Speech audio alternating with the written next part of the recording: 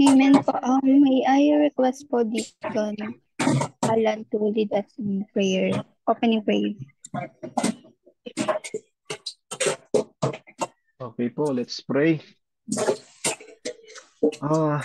Lord God, salamat po sa panibagong Thursday, Ama, sa mga buhay ng mga kapatid namin ito. At we are here gathered online. Salamat po sa technology that you created. Salamat po sa mga Evening po sa tao, lahat. Ama. Salamat po sa mga tao, Ama, na gumawa binilas niyo po ng wisdom para establish ang ganitong klaseng means of communication. We are here, Ama, gathered to say our prayers and to exhort your word. I-bless niyo po si Brother Nico, Ama, na mag-exhort ng inyong word. At yung aming mga kapatid pa kami wala pa dito ngayon, bigyan niyo po ng pagkakataon at ng time ng provision na pa na makadala at makakabol. I-bless niyo po kami at nilapit pa namin ng mga prayers namin sa inyo this night. At ang mga silent prayers namin na mas-end sa mga puso namin.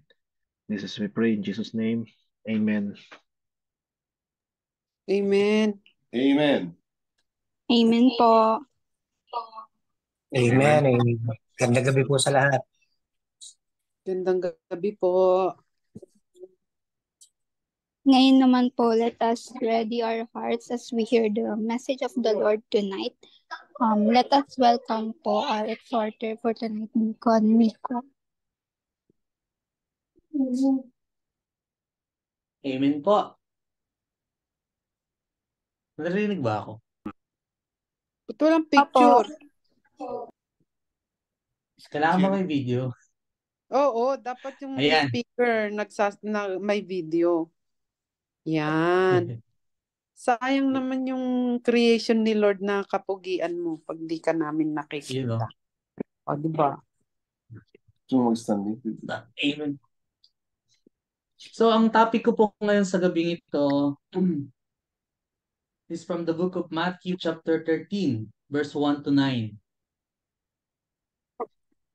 Ang title po nito is The Parable of the Sower. So, alam naman siguro natin yung parable of the sower. Yes po.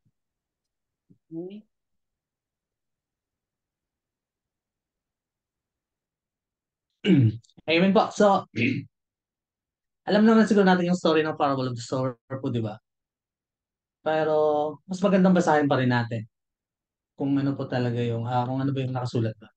In Matthew chapter 13, verse 1 to 9, in verse 1, sabi dito, in the same day, Jesus went out of the house and sat by the lake. Such large crowd gathered around him that he got into the boat and sat in it, while all the people stood on the shore. Then he told them many things in parables, saying, a farmer went out to sow his seed. In verse 4, as he scattered the seed, some fell along the path, and the birds came and ate them. In verse 5, some fell on the rocky place where it did not have much soil. It sprang up quickly because the soil was shallow. In verse 6, but when the sun came up, the plants were scorched, and they withered because they had no root. In verse 7, other seed fell among thorns, which grow up and choke the plants. In verse 8, still the other seed fell in good soil, where it produced a crop 160 or 30 times what was sown. Whoever has ears, let them hear. Amen po. Salamat po sa pagkabasa ng kanyang salita. Let's pray po. Yes, Father God, Lord, thank you for this night, Panginoon, na ibinigay niyo sa amin, Lord, sa akin, Panginoon, para ikaw ay may taas, Panginoon, Lord. This night, Panginoon, sa iyo lamang ang kapurihan, Panginoon, Lord. Gamitin niyo ako, Panginoon, para may lahat, Panginoon, kung ano yung gustong sabihin, Panginoon, gamitin niyo ako, Panginoon. As your mouthpiece lamang, Panginoon, kayo ang makita sa buhay ko, Panginoon, kayo ang makita sa lahat ng aking sasabihin, Panginoon. Kayo ang may taas, Panginoon, Lord. Salamat na rin po, Panginoon, sa buhay ng bawat isa na nandito, Panginoon, para naglaan ng oras, Panginoon, para pakinggan lang iyong salita at para i-glorify ang iyong pangalan, Panginoon. Salamat, Panginoon, sa iyong kapurihan. In Jesus' name we pray. Amen. So in this story po, may mapapansin natin, mayroon siyang binanggit na 4 na kind of soil. Yung fat soil, yung matigas na na lupa, yung stony ground, mabatong lupa. Yung thorny ground naman is yung maraming damo, matinik na lupa, yung mga maraming tinik. At saka yung good soil. So ito po yung binabanggit dito sa story ng The Parable of the Soil. Sower. So, binigyan ko siya ng title dito is The Attitude of the Farmer or The Servant of God. At meron akong 3 points dito hinanda. My first point is the seed of life or the word of God.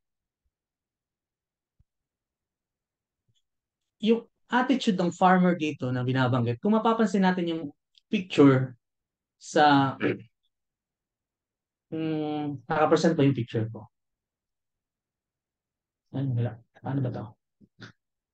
So kung makikita natin yung paano ba magtanim yung sa story na to, yung binigay ng Panginoon na story na to, ng Parable of the Sower, is nakascattered yung seed.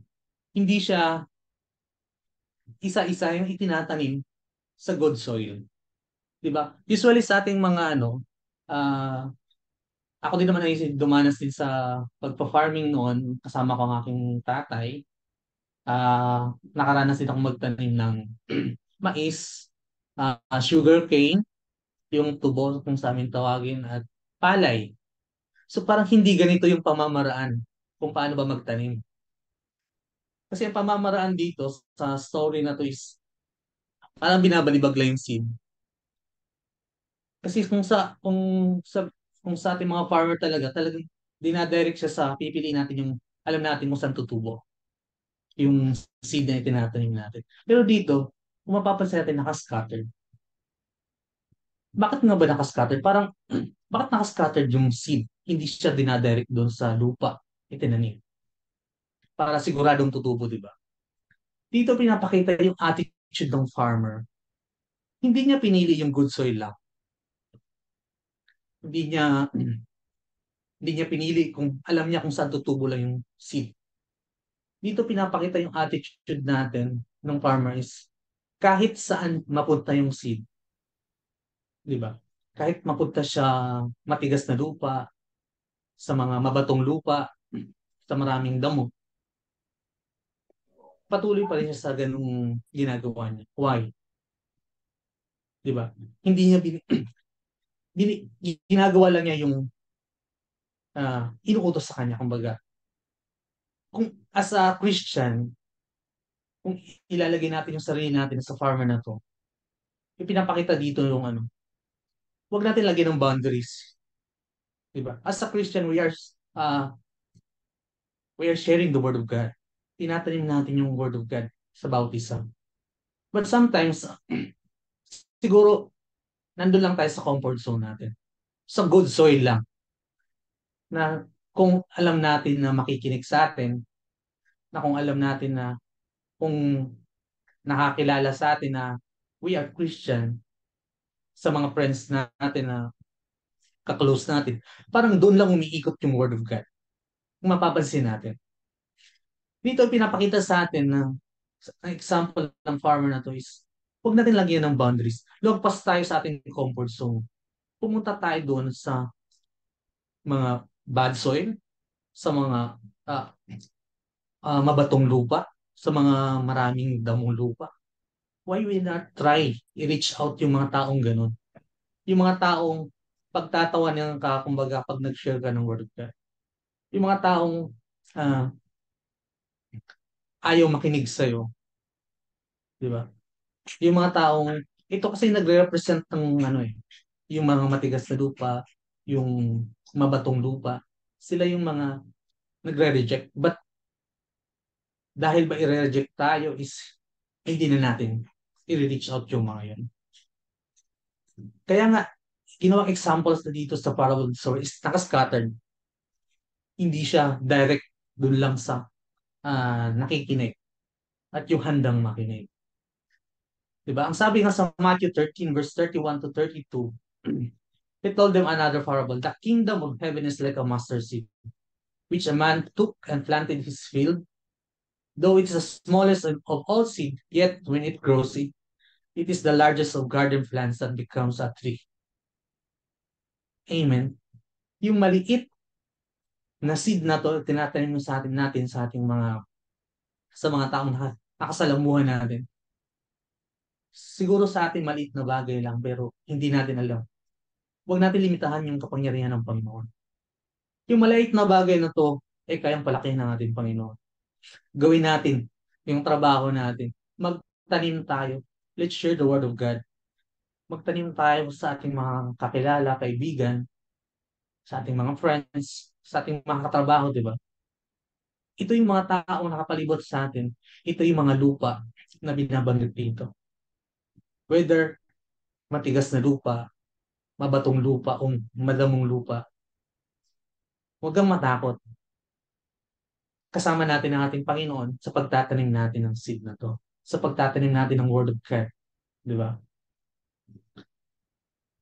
So, ang second pointers ko dito is farmer prayer. Siguro kung mapapansin natin, nakascattered yung sa picture dito sa inaano. Nakascattered yung mga tanim. Kung titingnan natin, pagkatapos ba niyang mag-scattered ng mga seed dito is iiwan na lang ba niya ito basta-basta? Kasi kung sa amin, yung especially sa pagtatanim ng palay, bago itanim yung yung mga buto mo na i-scattered dyan eh. Nakascattered yung mga buto na yan, patutubuin yan, saka itatanim sa isa. Pero, pagkatapos mag-scatter ng mga seed na to, yung mga punla na to ng palay, hindi to basta iniiwan lang ng mga magsasaka. Binabantayan to kasi alam niya lang may mga ibon na nakabantay at handang kumain sa mga seed na to. Di ba? Yung mga, may mga ibon lagi na ganyan. Kaya ginagawa sa amin, naglalagay sila ng lata na may mahabang tali at may bato doon. Pag alam nila na may mga ibon na papunta, kinakalimbang nila ito. Para hindi na tumuloy yung mga ibon. Siguro, kung mapapansin natin dito, hindi ito basta-basta iniiwan ng farmer pagkatapos siyang mag-scatter ng seed. As a Christian, after natin mag-share ng Word of God, is ganun na lang ba yun? Sasabihin natin kay Lord, Lord, okay na Lord, tapos na po ako. Nagawa ko na yung gusto mo. Ganun na lang ba talaga? Ganun na lang ba yun? As a Christian, after natin ma-share yung Word of God, ma-share natin sa ating mga kilala, let's pray. Pag-pray natin sila, malaking bagay yung prayer natin para sa kanila. Nahipuin sila ng ating Panginoon, iparamdam sa kanila, ipaintindi sa kanila kung gano'n tayo kamahal ng Panginoon. Di ba? May experience nila yung pagmamahal ng Panginoon. Kasi yung Panginoon lang may kakayahang gumawa nun. After natin i-share yung Word of God, magtanim ng seed sa kanila, ang Panginoon ang bahala doon. But it's not enough na mag-share ka lang. Let's pray. Kung maalala ko nga po, yung sa aking buhay noon, dati good boy mula elementary hanggang high school, good boy, masunurin sa magulang.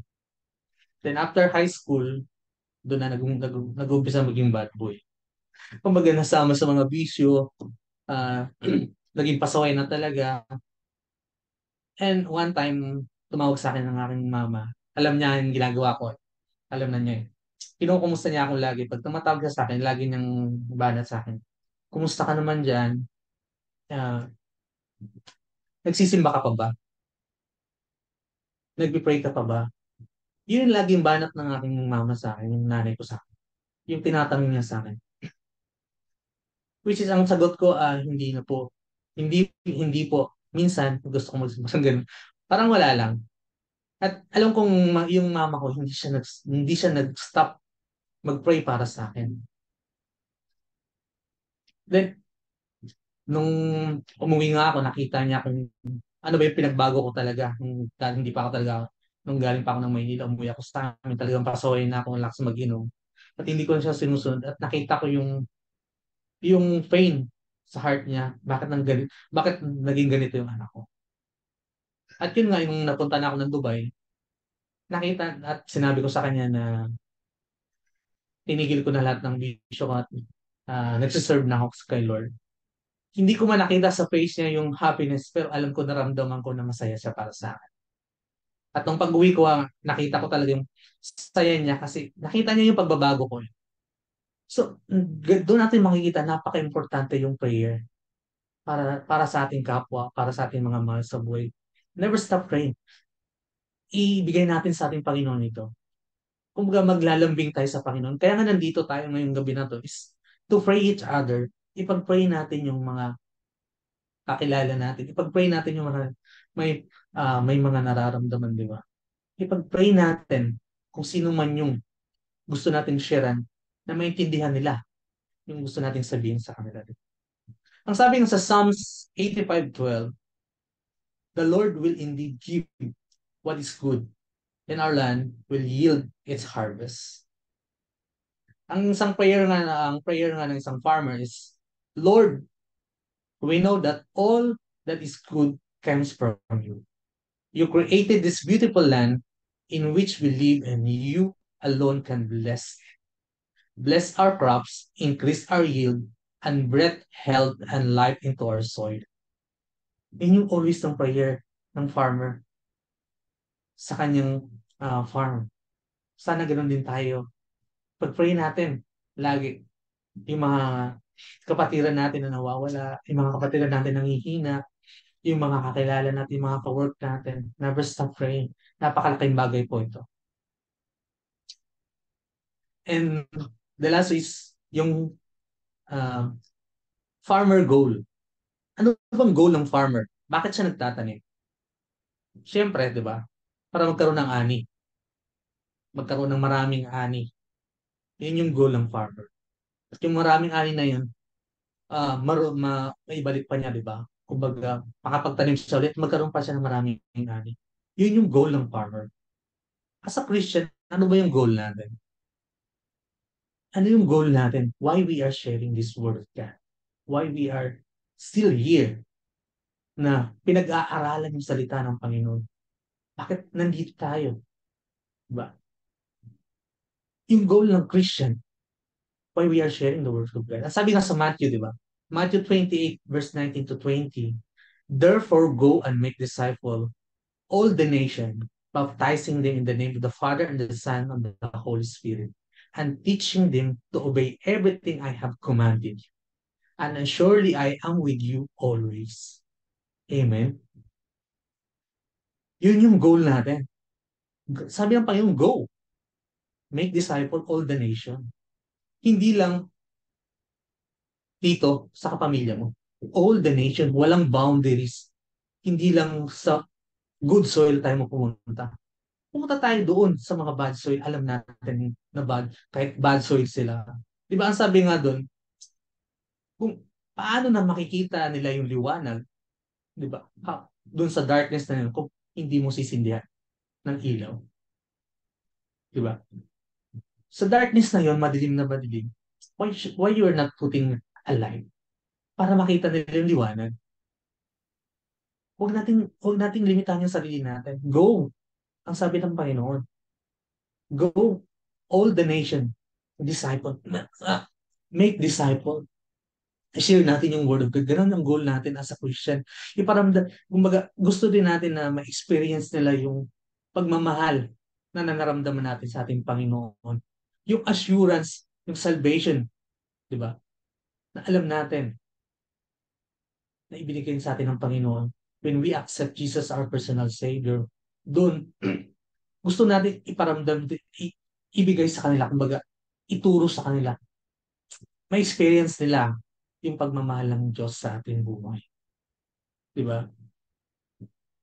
Ang sabi nga doon sa isang verse, di ba? The harvests are plenty, but the harvester are few. Marami daw harvesting. Pero yung mga harvester, konti lang. Ngayon, paano natin masasabi na harvester tayo kung tayo mismo hindi marunong magtanim? Before ka makakuha ng harvest, dapat marunong ka magtanim. Amen? Hindi lang, paano mo siya harvestin kung hindi ka nga marunong magtanim? Diba? Dapat mag-umpisa ka doon, itanim mo at makikita mo yun. Itinanim mo, isinare mo yung word of God, pinag-pray mo, at nakita mo yung grow, naintindihan niya yung in-explain mo sa kanyang salvation na galing sa ating Panginoon. Then, makikita mo yung harvest. Masasabi mong isa kang harvester. Kasi, ginawa mo yung inuutos ng Panginoon para sa atin. Go, make disciple all the nation. Amen po.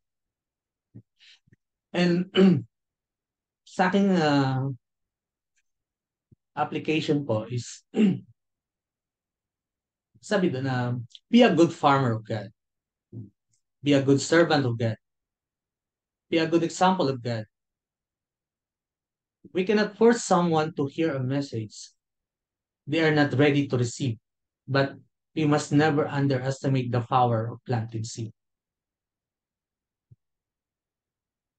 Hindi man nila maintindihan ito, pero never stop understand. Huwag natin i-underestimate yung kapangyarihan ng ating Diyos. Di ba? Huwag nating limitahan yun. Gawin natin yung pinapagawa niya. Gawin natin yung pinapagawa niya sa atin at the rest ibigay natin sa Kanya. Ipag-pray natin na Lord, na sana maintindihan niya. Na sana maramdaman niya yung naramdaman ko nung nakilala kita. Diba? Na sana Lord, ma-experience na yung joy habang umaawit kami sa iyo, habang nagpe-praise kami sa iyo. Dapat ganun yung prayer natin. Huwag natin limitahan yung kapangyarihan ng ating Panginoon. Gawin natin yung pinapagawa niya and the rest ibigay natin sa Kanya. And sa aking conclusion, the farmer attitude is not looking for good soil only. He just scattered the seed, whether fat or rocky place or with thorns. Nakikita natin doon na hindi niya hinanap yung good soil lang.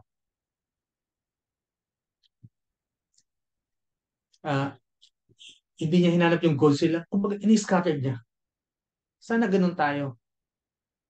As a farmer of God, scattered natin yung word of God. Scattered natin sa lahat. As a servant of God, we must not limit the power of our Lord Jesus. Every seed that we share with our family, relatives, colleagues, and all the people who surround us is the seed of life. The word of God. Amen po. All glory to God po. Amen po sa lahat.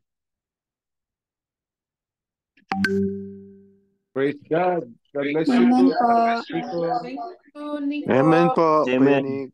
Amen po. Thank you, Bro Nico. Amen. Thank you, Kuya Nico. Thank you Praise God po. po. Salamat po. Praise God. All glory to God po. All glory to God po. Ricon, napakaganda ng iyong share. God bless you more. God bless. Good evening. At night.